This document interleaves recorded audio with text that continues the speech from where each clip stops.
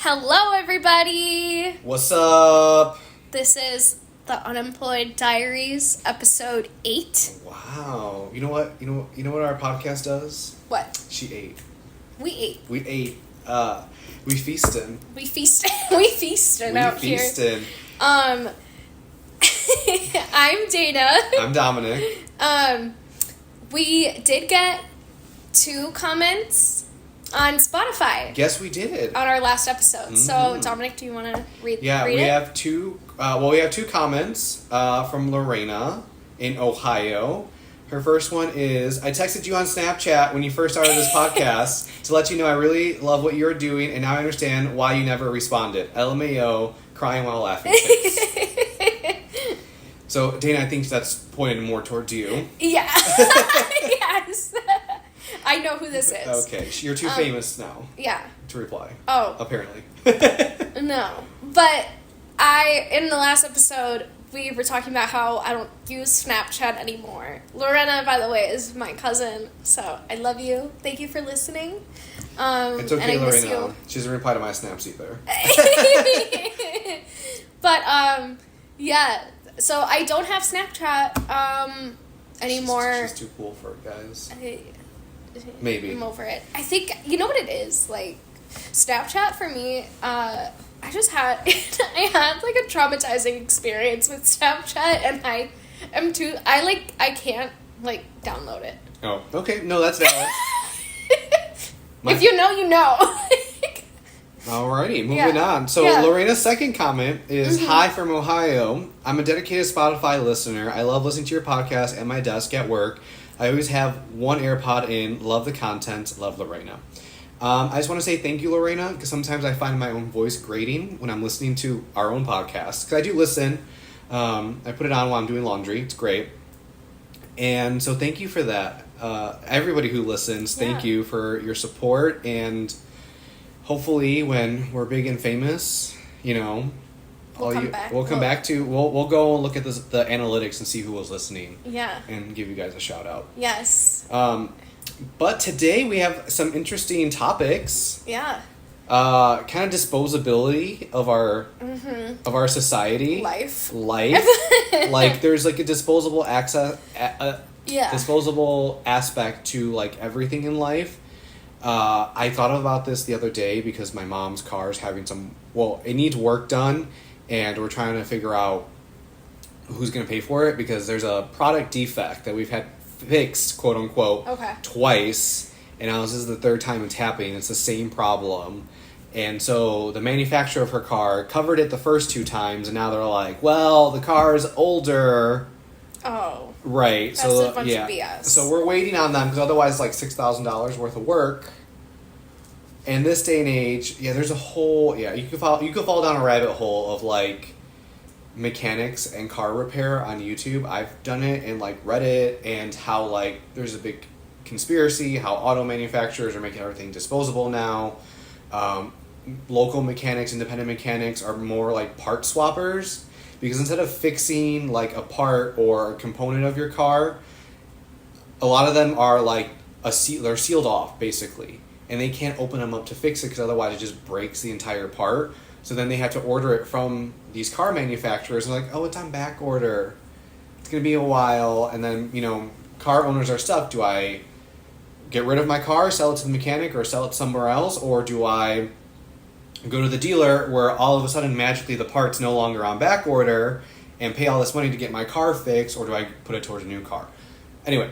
It's similar to kind of like Apple's model of servicing, where the parts for the car or to repair a certain part of the car has to be done at the dealership, or or the part has to be ordered directly from the manufacturer, right? Or usually both at the same time. Because they don't want you to be able to take your car elsewhere. They want to be able to make money from repairing it. Right, exactly. And right now there's a shortage of mechanics because they don't want to work because the dealer networks aren't paying them what they're supposed to be paid. And then it's like, well, you're not paying us a fair wage, and then you're charging the customers like these astronomical prices to get work done, and then the mechanics aren't getting, a cut of that. And so, like, dealers are all making the money. There are 2 American auto manufacturers who are trying to, I don't know if you guys are familiar with the Right to Repair Act. Yes. Okay. I know what that is, yeah. 2 American car manufacturers are working with the government and donating lots of money to our current administration so that they can appeal that act to make it harder for consumers to get their cars fixed at independent mechanics. Yeah, that sounds... I'm not surprised. Yeah, it's really bad right now, yeah. Also... If you have money and you can bribe the government, you'll get whatever you want achieved at this point. Taylor Farms. Taylor Farms, lettuce. I don't really, They paid off the government. I know. It's crazy. They did. Yeah. Yeah. Diarrhea lettuce. For those of you who are not American listening to our podcast, you may Which or may not... was a waste of money, by the way, because everybody knows it's Taylor Farms. Well, right, but now they can say on record, quote unquote. Oh, I guess they can't get sued or something. Right, it was a false positive. There's no way to really track that it was our lettuce causing explosive diarrhea. For our international listeners, Taylor Farms is a farm company based out of Michigan, and they supply many grocery store chains, Whole Foods included, with their brand, like store brand lettuce. Not romaine, iceberg, some of the fancier lettuces, and this is not the first time that they've had an outbreak. What is it? What is the name? It's some kind of Cyclospora, I think it's called. Don't quote me. I forget the name of it. It's basically a bacteria that you can't wash off. Yeah, no. And it has to be cooked to over 185 degrees, but nobody wants cooked lettuce. That's just not a thing. Yeah. And instead of them being a responsible company and trying to track the lettuce that was contaminated, they denied it and then paid off the government to say, like, it may have been our lettuce, but there's no way for us to be sure. Yeah, which is not true. Right. It was their lettuce. It was their lettuce. Right. So, yeah. They're probably, like, the largest producer of, like, prepackaged salads and lettuce. A lot of them, too, were like, I want to buy a pre-bagged Caesar kit, because I've been craving a Caesar, but, like, there's no way, if it's like a store brand, there's no way for you to track and be like, did this come from Taylor Farms? Because a lot of store brands have multiple manufacturers or white labelers supplying them with the product, so there's like it's a toss-up. You don't know if it's coming from one farm or another. Well, I ordered groceries over the weekend from Aldi. I love Aldi. And Aldi, sponsor us if you're listening. I wasn't even thinking about the lettuce outbreak, and I ordered salad, and then they told me that it was out of stock and there weren't any like substitutions available. So I think they literally just didn't have salad available like to purchase at their store because of the outbreak. Yeah. Well, my store had one day where there was like no lettuce on the shelf, and then the next day there was, and I was just like, I don't trust it. I'm gonna give it a couple more weeks. Yeah. Because lettuce doesn't last that long. No. Come on, like it wilts, gets mushy, nasty within like a week of having it in your fridge. So hopefully in the next few weeks it'll be fine again. Yeah. If you buy lettuce, you gotta eat that like that day or the next day. Also, I hope this opened up, the corporate people at these grocery store companies. Like, do you really want to do business with Taylor Farms anymore? Yeah, that's a good question. Right. Like, that's something to consider. Yeah. I know a lot of people are, I would say in the last, 10 years, people have been really liking the idea of sort of, farm to table or farm to, local grocery store, farmer's market type thing, where, a large grocery store is using, local growers and farmers to provide their produce. Right. I think that's a great idea that more companies should be looking towards. I thought it was really cool. So, I don't know, for the American listeners, any dairy product you buy has a code on it. Okay. And there's a website, I don't know off the top of my head, but you type in this code, it's like the National Dairy Farmers, whatever, website, and you type in the code and it tells you exactly when that product was shipped from their farm to the store. It tells you what farm it came from, what state, what county, what city, and it tells you when that milk or whatever it was packed, if it was cheese, how long it was aged, so you can trace it back. And I know with Aldi, at least, they really want to try to support local or within your area, and you can track eggs from Aldi, what farm they came from. I didn't know that. You can track, your cheese, all your dairy products, and I tried it. And Aldi, depending where I'm at in the United States, it's always within, like, it's either one state over, or if you live somewhere where there's a lot of dairy farms, it's, like, literally, like, within 20 miles of you. I love Aldi. And I was just like, wow. Like, one time I got one, it's like, the farm was maybe about 30 miles away from us. And I was just like, really? Like, they were able to get milk from Illinois or Wisconsin or Indiana. I'll accept that. They're our neighboring states. But, like, it really showed, like, their commitment to supporting local produce farmers, local dairy farmers. And I've gotten things from other grocery store chains, and it comes from miles and miles and miles away. I mean, still United States, but, like, nowhere near where I live. Aldi is so worth it, especially right now, just with the cost of food and groceries. Mm-hmm. I feel like their prices are relatively the same that they were all these... And pre-COVID, too. Yeah. Like, some things have gone up, but not, like, crazy. Crazy. Yeah. No. I live really close to a Jewel, so... Yeah, you do. Sometimes if I need something really quickly, I'll go to Jewel just to, grab it. And I wanted to just get a few, like, a thing of bagels, some bread. And the bagels were like $5-6. And I mean, at that point, I seriously contemplated just getting in my car, doing the 10-minute drive to Aldi, because I can get the exact same stuff for $1.50, $1.75, $2, and save all this money. Mm-hmm. Yeah. So I have a cousin. Hi, Leah. If you're listening, if you like bagels, told me to go to Menards. Oh. Menards has like a small grocery section Yeah. and a refrigerated section. And they have these bagels. They're really good. I've had the cinnamon raisin and I've had the onion bagels. Okay. Both really good. And they're made in Illinois. They're made right outside of Chicago. I didn't know that. And there's only like 5 ingredients in them. Oh, that's great. And I was just like... That's awesome. And they're like $1.65 Yeah. for like 6 bagels. That's fantastic. Yeah, so if you're ever at Menards, shout out to Menards too. Also, Dollar Tree. Okay. Dollar Tree's been it being unemployed, and with the economy, I have been... if I can get it at the Dollar Tree, I'm getting it at the Dollar Tree. So if I don't... Listen, you guys know I'm like always like this close. I'm like starting like laundry and like vlogging, Instagram.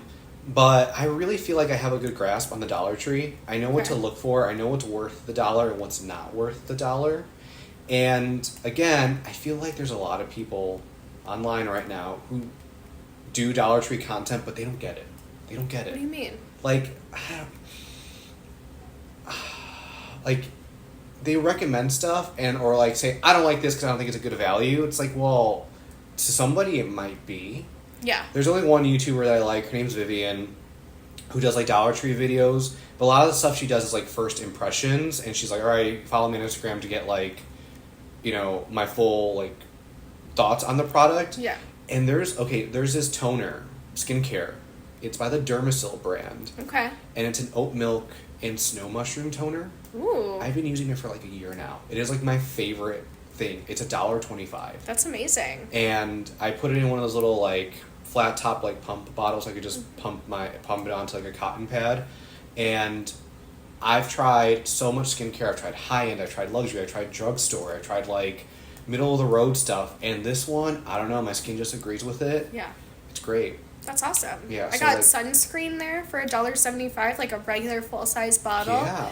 I have been getting my shampoo there.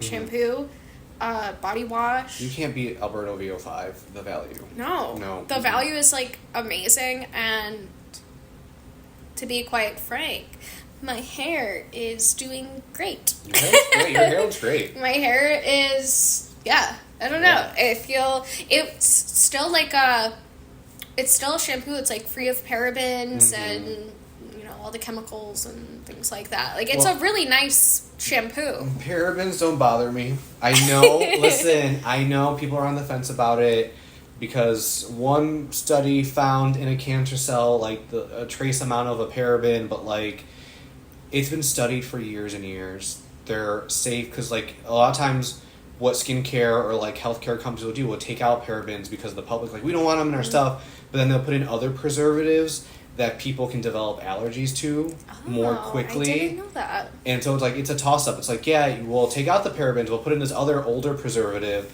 but that preservative people can develop a sensitivity to and then get allergies from it. Oh, that's not good. So it's a toss up. People are like, yeah, I know. It's like it's all fear mongering again. It's all the crunchy mom stuff. But I don't know. My shampoo is good. I like it. And I actually am planning on going there after this. Me too. I need to go. Oh my god. Should we go to Dollar Tree together? I would love to, but I have, so like I said, my mom's car's in the shop. I'm her ride. Okay. I've been her ride all week, so I have to go pick her up from work. I have to go pick up my grandma, because my grandma comes and has dinner with us Tuesday through Friday. So Dominic's Ubering today. I'm Uber Dominic, yeah. I made dinner in advance. I got everything done this morning. I took my mom to work, dropped her off, went home. I cooked really quick, and then got ready to come. I had to run a few errands for my mom while she was at work, and then I was like, yes, all I do is when I get home is just reheat everything. And I need like inspiration for new recipes. 'Cause I'm at that point where I'm like, I'm tired making the same thing. I need something new. I made Korean-inspired beef like bowls. So I made some sweet potato noodles. I had some white rice. I did it was like a bulgogi. That's what they call it. It's like a certain style of beef. Style ground. I did it with ground beef because I had a freezer full of it. I'm like, I need to use this stuff up. But essentially, dinner was free. Girl math. And then I just did the side. The side job took me forever. I had to like shred carrots. I had to pickle them. I had to chop cucumbers. I had to get the rice. So like all these moving parts. But once it came together, it was quick. I think I spent less than 45 minutes making everything. Yeah. It was great. So maybe you could do like tofu. Yeah, I could. I could do that. Yeah, like some. Yeah. I have tofu that I do need to use. Some rice, some kimchi. I love kimchi. I love kimchi. So good. Yes. I got some I had my parents pick it up at Jewel's in the refrigerated section by like the bagged lettuces. My favorite brand of kimchi, I think you can only get it at Whole Foods, but it's called Mother-in-Law's or Not Your Mother-in-Law's Kimchi, or I think it's called Mother-in-Law's Kimchi. I went to a Costco. It's really good. I went to a Costco where there's like a small but large Korean population, and all the Korean grandmas were buying the kimchi that Costco sells. Like they were just loading up their cart of it. So I'm just like, all right, if you see the Korean grandmas putting it in their cart, it has to be good. Yeah. Because like you can't be homemade kimchi, but like it is a labor of love, and then you gotta like burp it. And have you ever been to H Mart? Yes. Okay, I like their appliance section because they sell kimchi specific refrigerators. Wait, really? Yes, they're like tall and skinny, and they come with these stainless steel containers that fit perfectly into the refrigerator. Wow. They have like these like one-way valves, and it allows the kimchi to burp itself while it's fermenting, and you can lock it. They're airtight, and it's just like they're kimchi refrigerators, and I think that's so cool. It's amazing. Wow. I'm just like, that's cool. Have you ever seen that guy on TikTok? His name is like Logan or something, and he makes kimchi and he makes like cucumber salads. Is he the one who's like, sometimes you just want to eat the whole cucumber and like he like puts into a container? Yes, I have seen him. And he makes kimchi, and he makes all different kinds of kimchi. Ooh. But sorry guys, I'm cracking my knuckles. He has had I think instances where like the kimchi exploded. Yeah. That'll happen. She's a former attorney, and she's James Beard Award winning cookbook author. She's a Korean vegan. I know who you're talking about. She's amazing. She's local to us. Mm-hmm. I'm like, one of these days I love her videos and her. Too. Yeah, I love watching her content. Her content's good. Yes. Yeah. Mm-hmm. Oh, actually, I saved one of her videos because she makes vegan banana bread. Oh. And so when I make it, I was just like, oh, I gotta surprise Dana with this vegan banana bread. I'm a banana bread fiend. I love my sister, shout out to my sister, this happened like years ago. She found some recipe on YouTube, like this really small, I don't even know how she found it. I think the YouTube video has like 12 views. It's like all my family. Okay. But it's like just some random woman who made like this banana like snack cake recipe, and it's dairy free, and it's vegan, so there's no eggs, there's no dairy, and my sister made it, and it was the best banana bread recipe I've ever had. I'm not going to get into the debate about snack cake versus banana bread, but it's banana bread. Okay, we're going to call it banana bread. So that's been my go-to recipe since for making banana bread, is this banana bread snack cake, and I like it with chocolate chips. Okay, yeah, there's always a debate whether chocolate chips or no chocolate chips. Chocolate chips, but I don't want no nuts. No, really? Never. I don't want nuts in anything. I don't want it in brownies. I don't want it in cookies. I will risk my tongue swelling up, getting mouth sores, breaking out on my forehead for a good brownie with walnuts in it. Oh my God. No. Yes. That's nasty. I hate the texture. Like, I don't like the crunch. It's just crunchy. Yeah, what do you mean you don't like... The only nut I'm okay with in a dessert is pistachios. See, pistachios are one of my favorites, and those are the ones that kind of like made me realize I have a nut allergy. Not allergy, sensitivity. Let me put it that way. Oh, okay. Yeah, sensitivity, intolerance, if you will. Yeah. Because when I was a kid, I would eat them, and my throat would get so itchy, like if I had like allergies. Yeah. And I didn't tell anybody about it. I just thought that's what happened when you ate pistachios. No.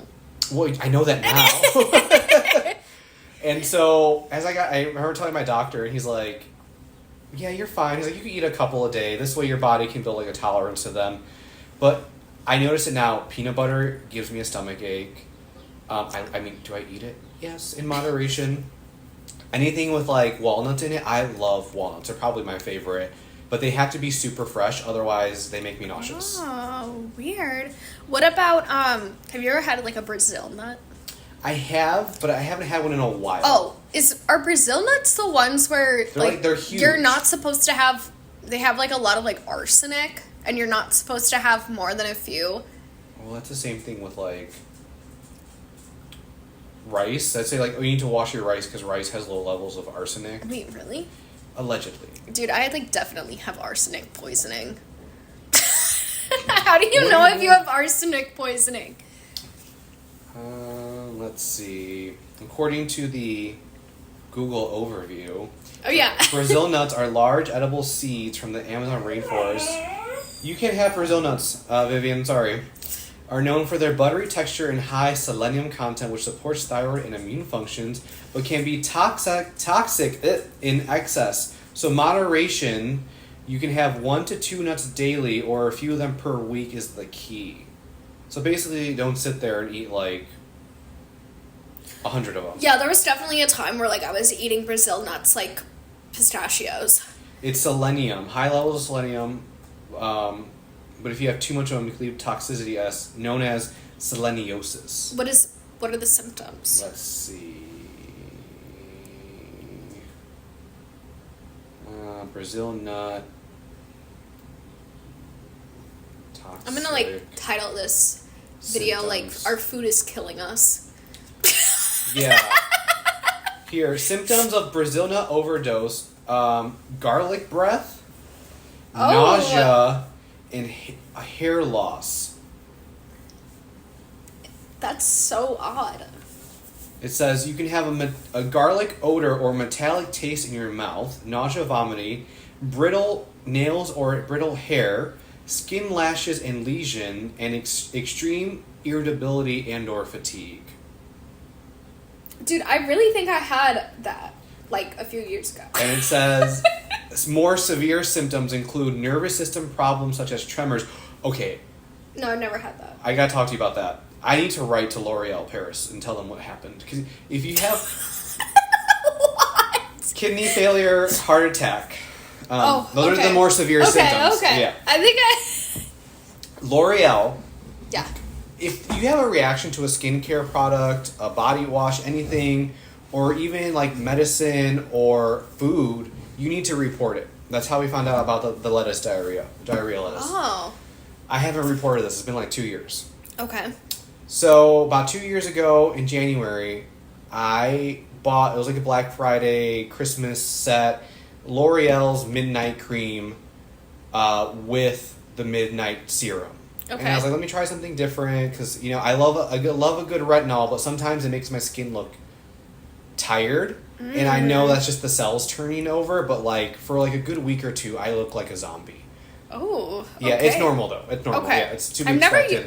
I have a retinol that I bought. I haven't used it yet because I'm scared. You like when you first do retinol, use it like one day for the first week, then do it like 2 days, like separate it. So I'm not supposed to use it every day. No, you gotta gradually increase it to like first. It's like the first week is like one day, the second week 2 days, the third week 3 days if tolerated. If not, wait a little bit, and then once your skin builds up a tolerance, then you can use it every day. Okay. Yeah.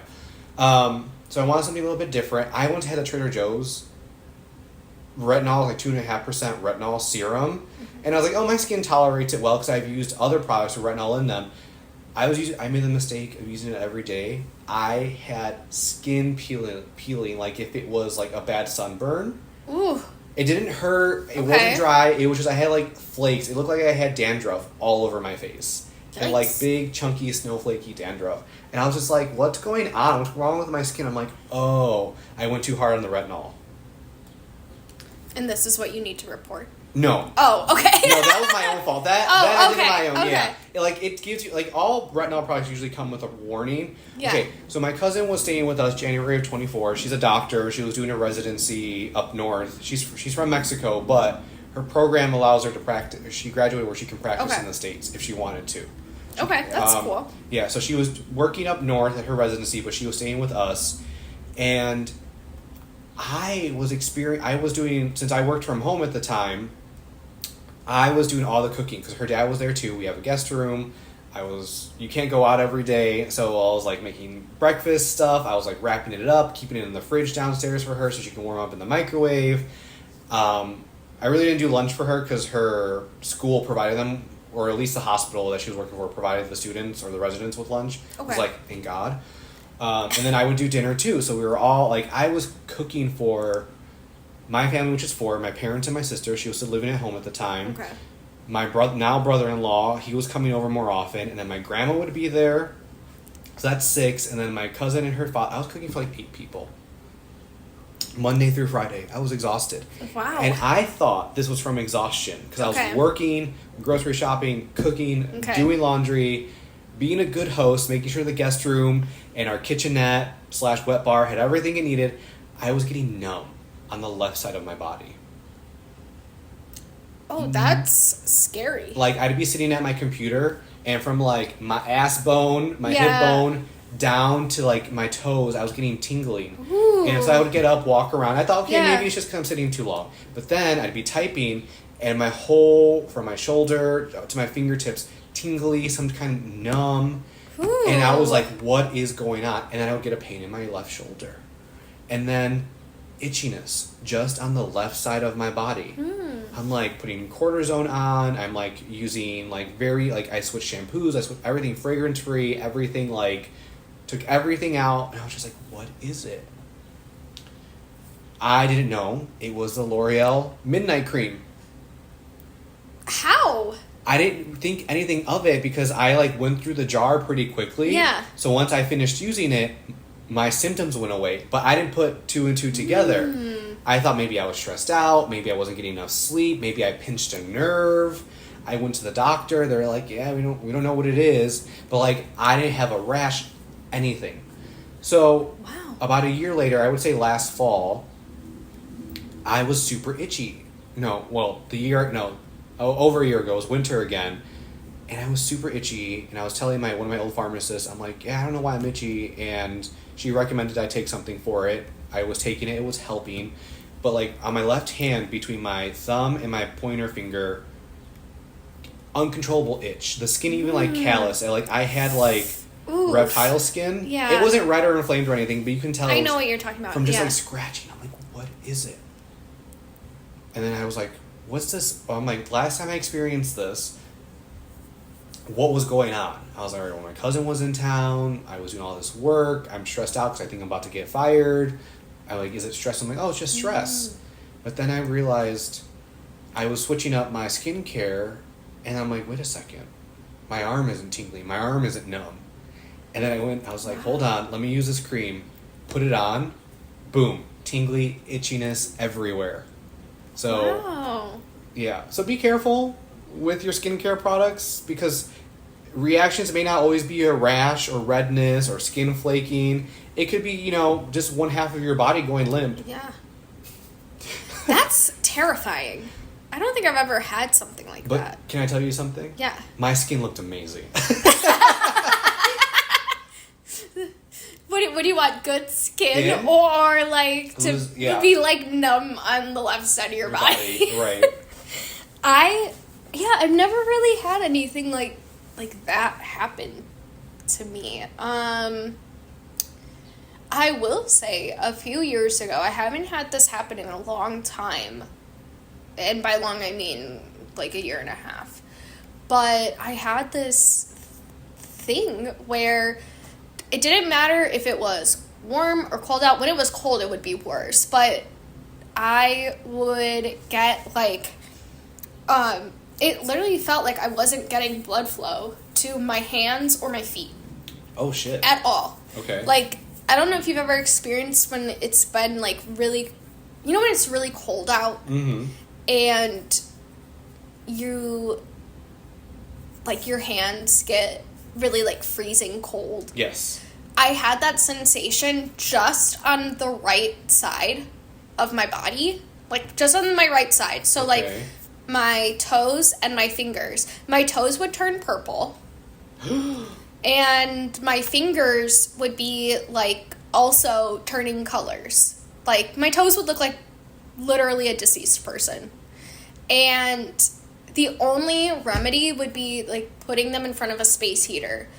I had to work at my desk with gloves on, with a glove on. Oh, I did too. Because to help keep it warm, and this happened even when it was it was the summertime, and I didn't have the AC on.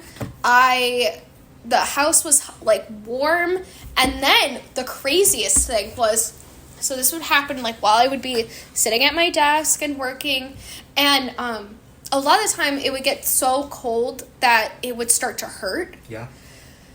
And so that was a problem, and I was talking to my mom about it. I at one point was terrified that I had a blood clot. I don't think that is what it was.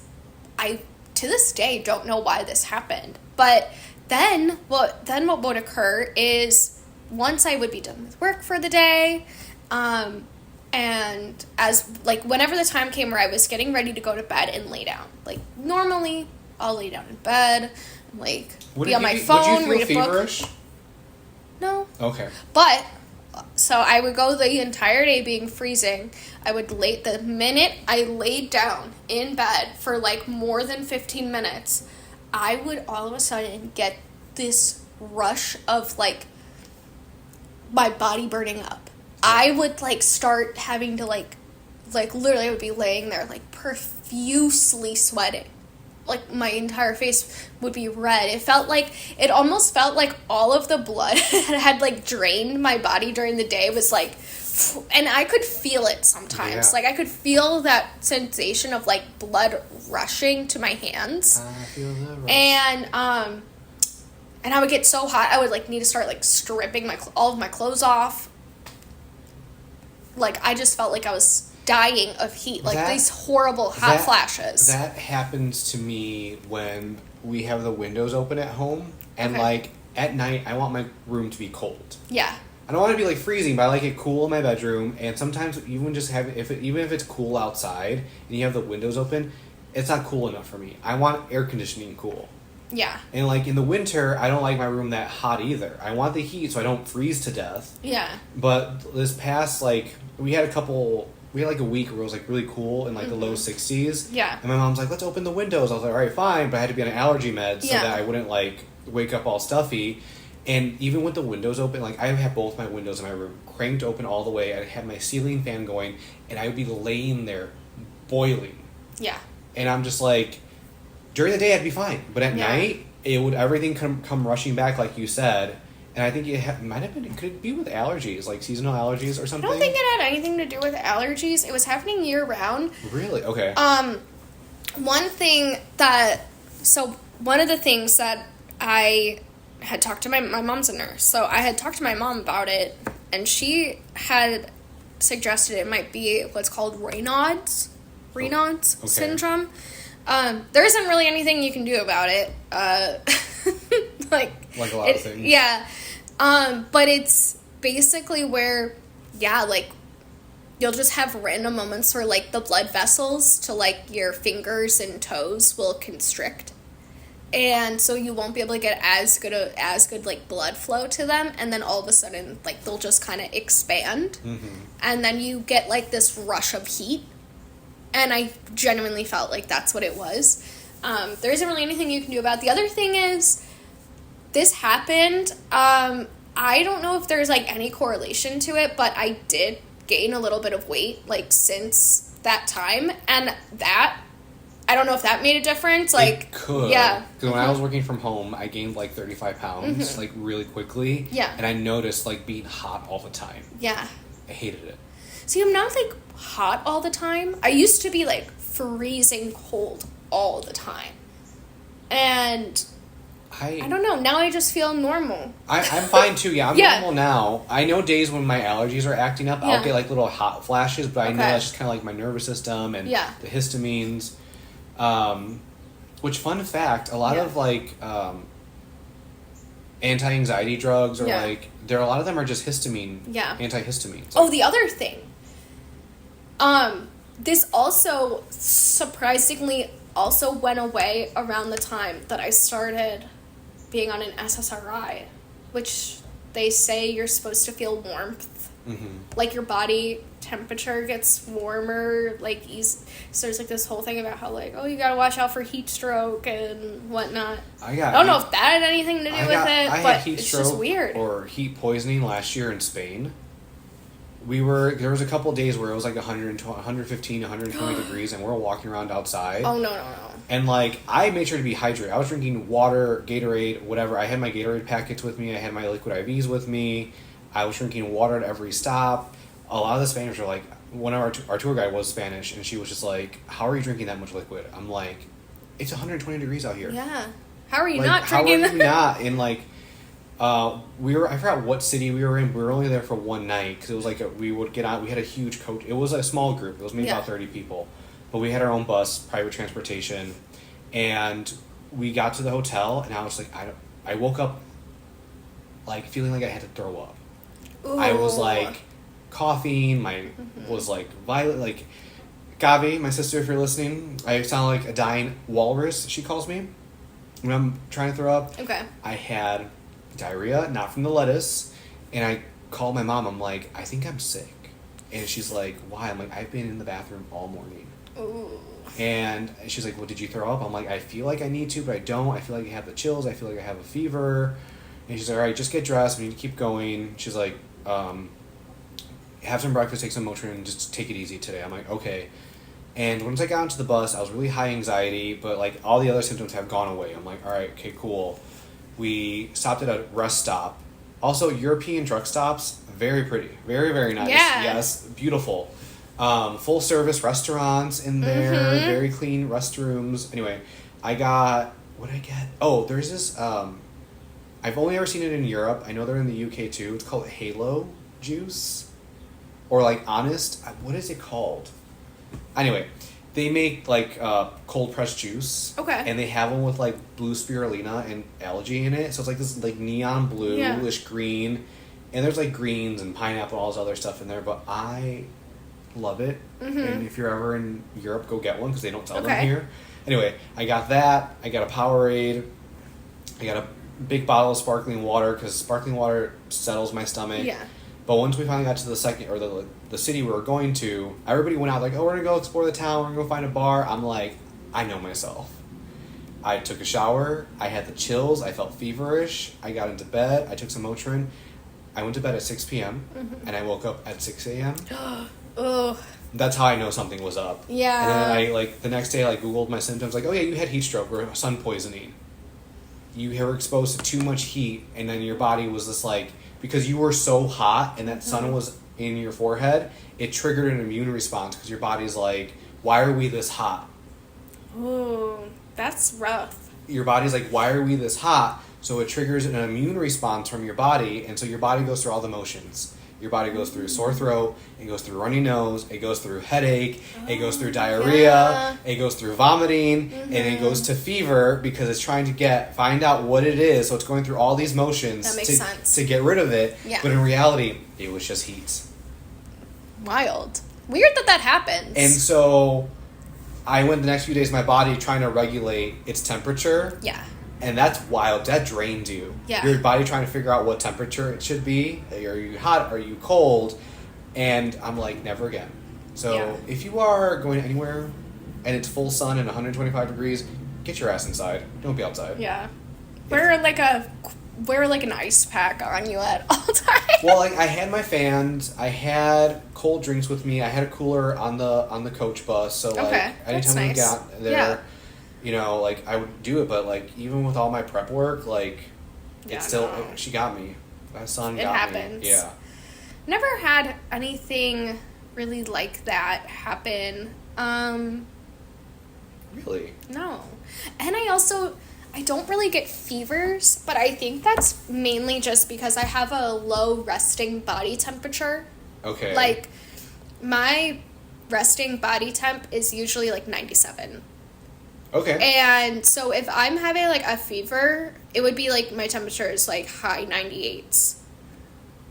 Interesting. But they don't classify that as like a fever. No. But like I can tell. Usually like I'll feel feverish and it'll read higher than like what my normal resting temp is, but I'm never breaking like over really like 99. I think the last time I had a fever, knock on wood, was over 4 years ago now, and it was 104.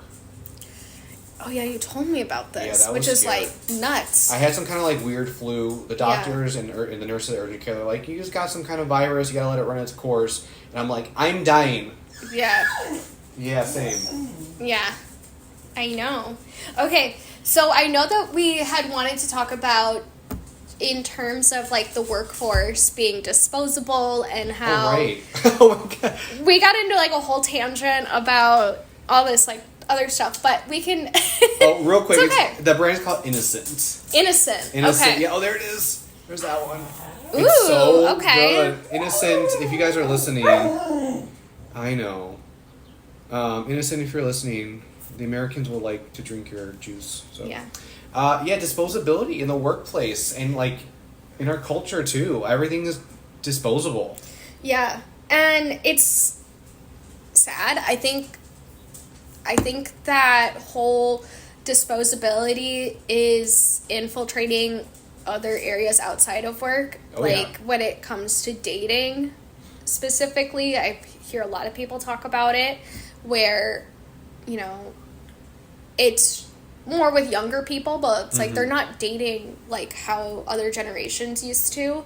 And I think a big part of that is just because you feel like there's always more. There's always something else. You always have other options, maybe. Mm-hmm.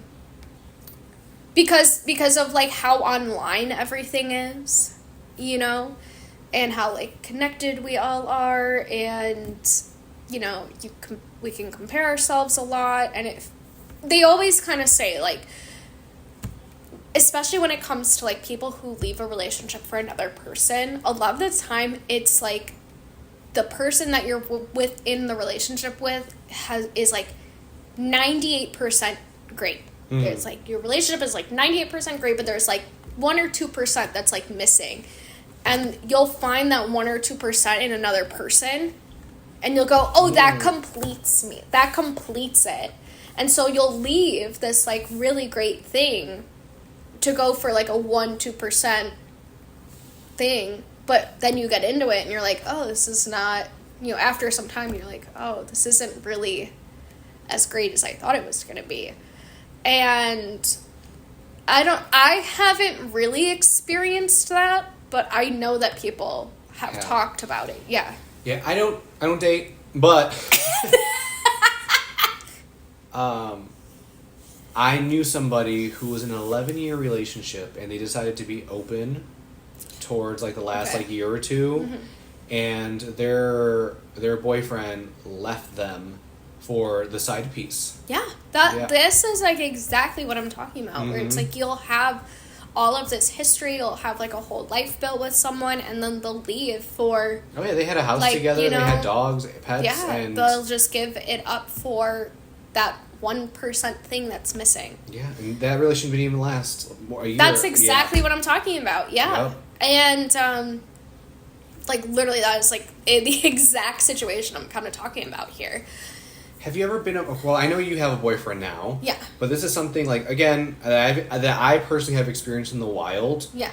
And it doesn't matter the orientation or the gender of the couple. Yeah.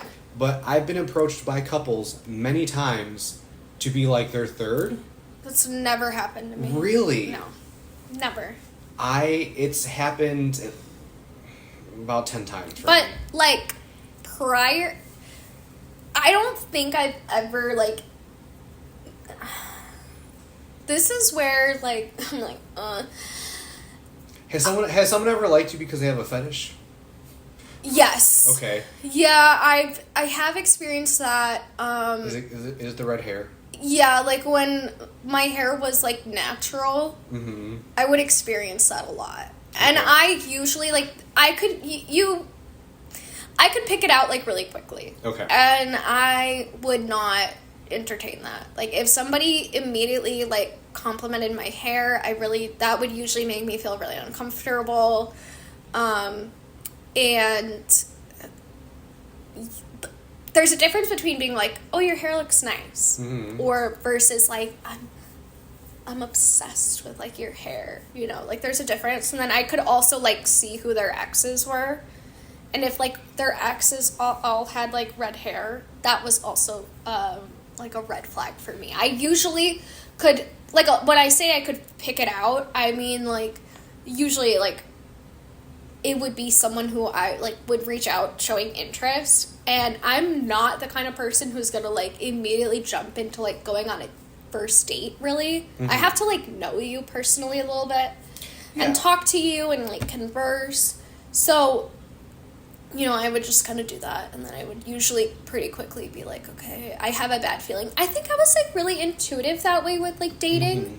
Like, I'm really, like, I've always, with dating, been very sure of, like, whether or not I want to be with the person. It's either, like, I'm all in or I'm all out. I'm the same way. Like, I get a vibe from a person, like... There has to be... Very quickly. Yeah, very quickly. I'm know, the same way. I know right away. One particular thing I get a lot that's like immediate shutdown, red flag, I'm not talking to you, is when somebody finds out I am of Mexican heritage and ethnicity, and right away they're like, ooh, spicy, caliente. I cut that shit out right then and there. I'm done. I know some people who are kind of like that too. It's like the minute that somebody starts to, like, comment on their race, they're like, no, I'm done. Or, like, make comments. Even if it's, like, to be a compliment, they're like, no, this feels weird, and, like, fetishizing. Yep. I know some people that I'm not friends with anymore who were white and would do that with, like, the people that they were interested in. And I... was like, that's really not appropriate. I get it from a lot of non-white people. Really? Yeah. See, I've really only... I think it's something... seen this from white people. Okay, so, like, white Americans in that subculture is different than, like, other, like, ethnicities who are also, like, racially white, whatever. And it's like... If they come from a different ethnic background or different, cultural background, they see you, oh, you're Hispanic? but I'm also technically a minority, so they think it's okay to be like, ooh, you're spicy, or you're feisty, or you're Latino. They're like, you're gonna yell at me. It's like that telenovela love. I'm like, don't do that. But I also think it's weird, and maybe this is just me, but I think it's weird when people are like, claim that they have a type, and their type is like a very, very like specific looking person. Yeah. I don't, if you were to ask me if, like, I have a type, I would probably be, like, in terms of personality, yeah, but, but also, no, because I've dated, like, people that are, like, so different from one another. I guess I don't really have a type. I think it's just, like, do we have a good time together? Do you... I don't necessarily have a type either, but there are certain things that I'm like... Yeah, that I look but I for. have like, same. Where it's like, we have to have similar views on a lot of things. You have to have interests that we share. Like, right. For me, I don't think I could be with someone who's like really super like macho, like machismo kind of guys. That's not my jam. Like, finance bros... I'm not into, like, the finance bro. Like, I'm very much, like, into, like, a blue-collar kind of man. What was that audio used on TikTok and Instagram a few years back? 6'5", blue eyes, finance. Oh, yeah. That's not you, right? No. That's not what you're looking for. No. Okay, so speaking of, like, certain type, like, very particular, specific, I had a teacher in 8th grade who I saw recently, actually on my birthday this last year, but I don't think she recognized me. We were at the same restaurant. She was obsessed with John F. Kennedy, Jackie Kennedy, Jacqueline Onassis. Like, she loved the Kennedy family. She, like, followed them, like, knew all the trivia about them. Okay. And she said, when I was a kid, I wanted to be a Kennedy. She literally married somebody whose last name was Kennedy so that she could be a Kennedy. They're still together. Because when I saw them at the restaurant all these years later, I'm like, oh, they're still... Her husband actually looks better now than he did when I met him in 8th grade. Oh. Like, they, like, switched. She was, like, young and youthful, and she had, like, the Rachel from Friends haircut. I mean, it was 2008. She was still holding on to 1997 at the time. Yeah.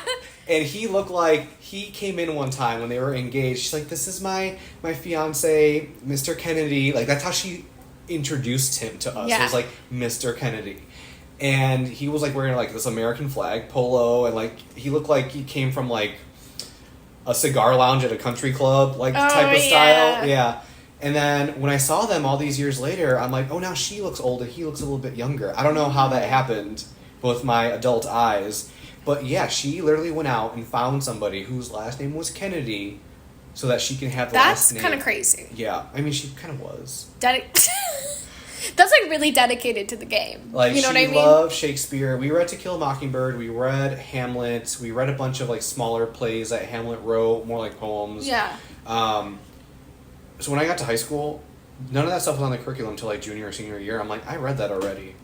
Yeah. And so, like, my sophomore year of high school, I was sitting in my English class. I'm like, just give me all the Hamlet stuff now while it's still fresh. I did everything, and the rest of the year I slept. I mean, that's nice. I mean... I asked to be put into a different class, and they wouldn't do it, so... I'm gonna just sleep. Well, yeah, that's why I called my high school the world's largest daycare. Because, like, I had chances to advance and to go, like, further in my education, and they're just like, nah. I had some friends who spoke fluent Spanish and took, like, Spanish 1 as, like, an elective. And they would literally just do their homework, I'm not joking, in 5 seconds. Well... And, like, then they would just... be on their phones, like, the rest of class. I took it sophomore, junior, and senior year. Okay. And the only reason I did was because, I was fluent in Spanish, but I didn't know how to write it. I didn't know all the grammatical rules. So, like, while I spoke the language, I didn't know how to, like, put it on paper. Yeah. So, like, that really helped me advance my Spanish speaking. Yeah, and when I got to college, I took conversational Spanish. Oh, okay. Just because I wanted to really... Hone it in, yeah. That's nice. Yeah, I can. If I go to Mexico, Spain, or any other Spanish-speaking country in Latin America, I'll be just fine. I wish I could speak another language. I'm still trying to learn French. Like, I can read French it. is so hard. It's because, like, the words are pronounced... Like, okay, for instance, right now I'm doing Duolingo. Mm-hmm. And I learned a new word to swim. Okay. Nager. Nager. Nager. Okay. Nager. Nager. Okay. And there's, like, different spellings of it. Like, to say they swim is nager, but it's, like, not N-A-G-R, it's, like, N-A-G-R-E-N-O-S. But it's still pronounced nager. It's all pronounced the same. Yeah. So I'm like, what? Yeah. I know. That's where I think I really struggle with French is, same. like, I don't know how to... Reading it is, like, well, hearing it, like, trying to understand what someone's saying, like, when they're speaking it, I'm like, I don't know... I don't know how you can, like, pick out the words that were said. So remember how when we were in Paris, I was speaking French with, like, my southern accent? Yes. I've been getting a lot of content from, like, Quebec, Montreal, like, memes from, like, those areas where they speak French, but their French kind of sounds like when I was doing French. It does. Yeah, with the southern accent. Yes, it does. Yeah. It's like, I'm like, je voudrais un croissant, and here I am in Canada, Quebec. I'm like, what? Yeah, it does. Yeah, it's really weird. And then, like, you hear Quebec French and you hear French. I'm like, oh, it's two different things. Yes. Yeah. It really is. On to the next thing. What is a product of convenience that may not be, the most sustainable, or what is something that you don't mind buying or paying a little bit extra for convenience? Like something that it could be a consumable item, it could be a service, it could be an actual physical thing. So something that I find, like, value in. Yeah, value in. Now other people be like, you do what now? Okay. I have a few things. Okay. A Scrub Daddy. Okay. I live by the Scrub Which Aldi makes their own dupe now. Yes, and so does Dollar Tree, and it's basically the same. Okay. And it's for $1.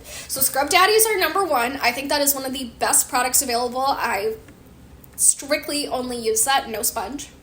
It is the best product. I love Scrub Daddies. Okay. I could talk about that all day. Second one is Botox. Okay. I love Botox. I don't think there's anything wrong with it. I love it. I think it's worth the money. I don't think there's anything wrong with Botox either. I haven't done it, but I have family members who have, and they love it. I love it. I love it. I will do it probably until I die. So, that, and the third one is, what's something I'm willing to, like, go out of my way and spend money on? Maybe, like, in terms of, like, services, like, I'm always going to pay money to get my hair done. Okay. I'm always gonna pay money to get my hair done. If I'm getting my nails done, like, if I have to have nails done, or, like, a pedicure, even painted, like, I can't do that for the life of me. I can't paint my nails. I can't paint my toes. I'm horrible at it. I will pay money to get my nails done.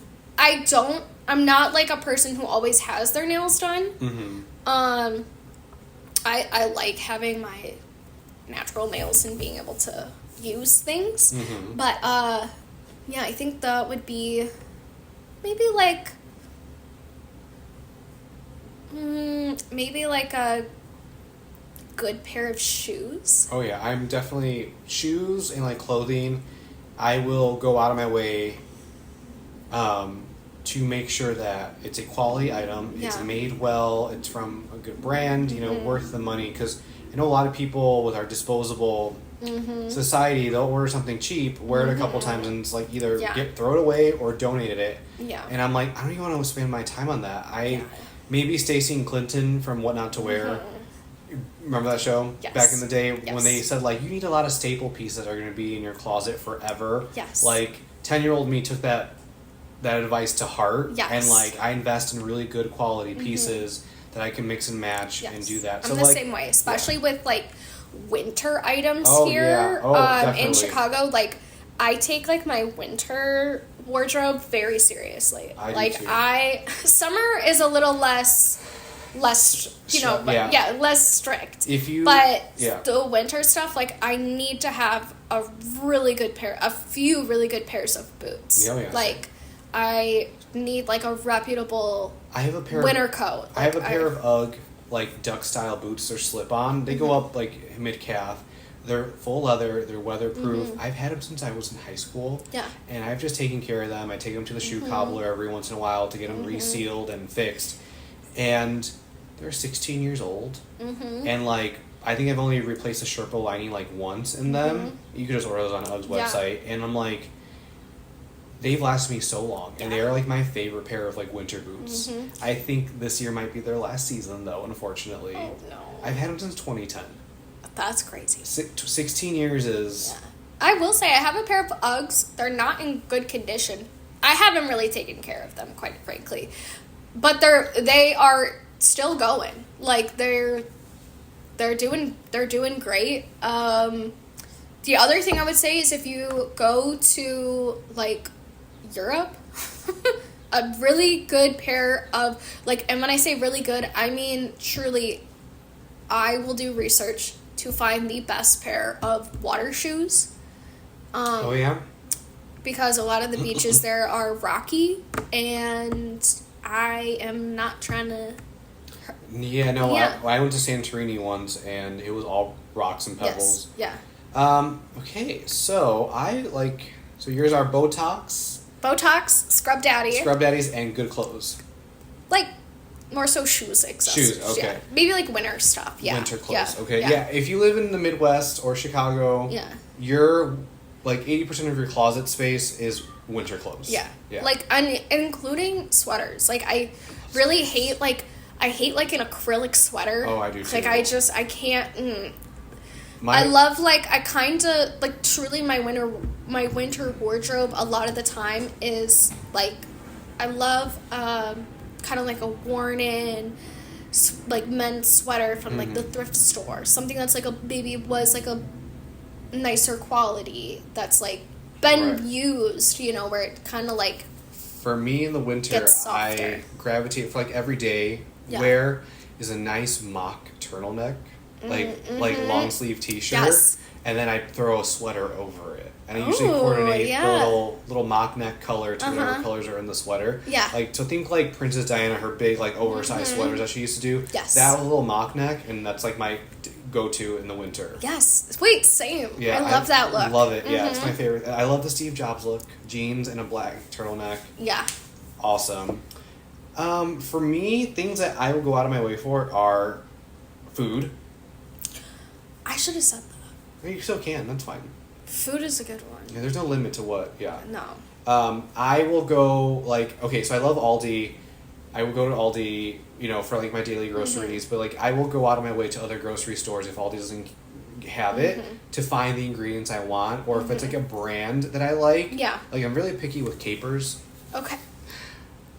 I kind of get that because I feel the same way about, like, olives. Yeah, olives too, yeah. Mm-hmm. So, like, I will go out of my way for quality ingredients when I'm cooking at home. Because, like, you're already cooking at home.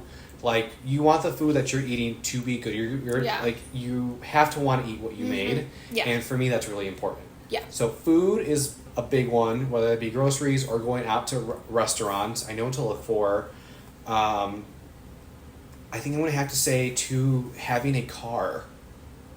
Yeah, so I was kind of thinking that, but I'm like, I don't know, I feel like that's too obvious. Well, I know I don't think it's obvious, because a lot of people who drive and have a car, like, I have to have a car because where I live, it's not... I also didn't want it to sound like you have to have, like, this, like, the nicest car. You don't. You just need something to get around it. Right, and I'm, like, very, very grateful for my car, because the other day I was taking my grandma home, and, like, literally at the end of her block, on the opposite side, she has a bus stop where I have to turn to get back to the main street. And I saw people... Great that you're using public transportation. I'm very grateful that we live in a city that if I need to take public transportation, it's reliable, it's there, it's going to get me where I need to go. Yeah. But I saw these people getting ready to go to work on the bus, and I already don't want to work. Yeah. But if I had to get on a bus to go to work... Yeah. It would be game over for me. And I know that makes me sound maybe like like first world problems, or maybe like I'm being like, what's the word I'm looking for? Dramatic. Yeah. But like, I really don't want to wake up early to begin with. I Yeah. don't want to go to work. And a lot of these people were working service jobs, retail, food service, and I'm like, I would not be happy. You know what? For some reason that just, and it's totally off topic, but that just reminded me the other thing that I really think is worth the money, like for a higher quality product, is like liquor. Oh yeah. Like that wine, not so much. You can get like a good cheap wine and it'll do the same thing as like an expensive wine. But when it comes to liquor, like I'll spend the money on a nicer tequila. I'll spend the money on a nicer vodka. Like I think that's the one where I'm like, it's worth the money to spend a little more. I was in a pinch once and I needed blue curacao and I bought it was like a $5 bottle. Yeah. I'm still regretting it like a year later. I'm like trying to get rid of it because it just tastes horrible. Yeah. And I'm like, oh, this is not making my drink taste good. No. Because I love a blue Hawaii. And it gets blue from blue curacao, but it just made it taste like cleaner, like we were talking about earlier, like lemon orange, like pledge. Yes. Okay, so car and gas, that's what it is. Oh. I always put Costco gas in my car. Okay. And I'm really picky about it. And like one time I had a relative drive, they borrowed my car, they were like, I put gas in it. I could tell the difference. The way How do you tell the difference? The way my car accelerated, like just the speeds, like you can tell. Because not all gasolines are created equal. Some of them have more contaminants. Okay. Things that during the combustion engine, when it's making that spark, when those things burn off, they're not burning cleanly and they leave residue in your engine. Oh, I didn't know that. So a lot of gasoline has like detergents in it to help cut down on that residue from the combustion. So good quality gasoline for your car. Okay. That is something that a hill I will die on. Food. And if we're doing threes, I'm going to say a good hygiene routine. That's good. So it's not, and that's not something that you have to pay for with monetary. That's something you have to pay for in time. Yeah. Because, I mean, you can go to the Dollar Tree, buy a bar of soap and a good nail brush and get yourself clean. So, that's great. Like, you don't need to have luxury or high-end skincare products to be clean. I'm talking about washing your clothes properly, taking care of your clothes. Yeah. Taking at least one day a week to sit down, okay, let me trim and file my nails, let me clean my nails, wash my hair properly, make sure my skin is getting, like if you have dermatological conditions, make sure my skin's getting the care that it needs. Yeah. That you're not ignoring it. And just, you don't need the expensive fabric softener. All right? You don't need to smell like laundry all the time. As long as your clothes are clean, they're not going to smell. Yeah. You don't need expensive shampoo. As long as you're washing your hair, great. You don't need scented lotions. You don't need perfume. You don't need cologne. You don't need any of that to be clean. Yeah. You can get the most basic things, but investing a few times a week, time in yourself to really scrub, exfoliate, file, do whatever you need to do, I think that's worth the investment. I would also say, to add on to that, like cleaning products that you personally enjoy. Oh yeah, that too. Because I really do think it makes a difference. Yeah. Like I find it so much easier to, not easier, but I don't know, there's gotta be like some psychological thing behind it where it's like, if there's like a disinfectant that I'm like, I don't love the smell of it, or like paper towels, like I'm really particular about paper towels. That could be something to invest in good paper products at home. Yes, yes, definitely. But like, if it's cleaning products that I don't personally love, I'm so much less likely to like grab them and use them. Whereas like when it's the stuff that I do like, I'm like, okay. I almost feel like I kind of get a little bit of joy out of using the cleaning products that I like. You have an incentive to clean because you have good products that you like and that work for you. Yeah. Yes. I'm the same way. Yeah. I have to I test a lot of laundry detergent for my own personal enjoyment. Yeah. And I have detergents that I don't like and they just sit there in my laundry room.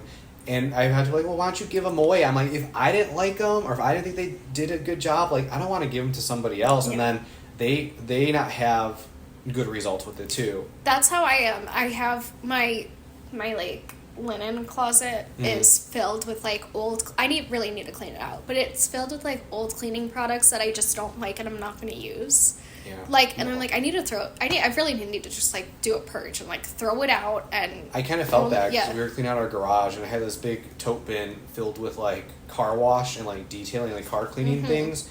And I haven't washed my car myself in, like, 2 years. Yeah. Just because life and things got busy. But, like, just them being in the garage with the extreme cold, with the extreme heat, I'm like, I haven't touched this stuff in, like, 2 years. I tossed it all. Yeah. I'm like, I'll buy new stuff so that this way I know that the formula isn't compromised. Yeah. Yeah. Yeah, I think just having things, cleaning stuff, just in general, things around your house that, like, you personally love. Don't be afraid to get rid of the thing that you bought that was maybe, like, cheaper and you're like, I actually don't like it. You know just what I like? throw it away. I had a bottle, it was like a Lysol, like, bathroom cleaner that had, like, hydrogen peroxide in it instead of bleach. And I thought it was okay. I didn't really particularly care for the formula. Yeah. It kind of smelled funky because of the peroxide when it's oxidizing. Yeah. I used it, and there's a product at Dollar Tree by the Comet brand. Comet took a brand.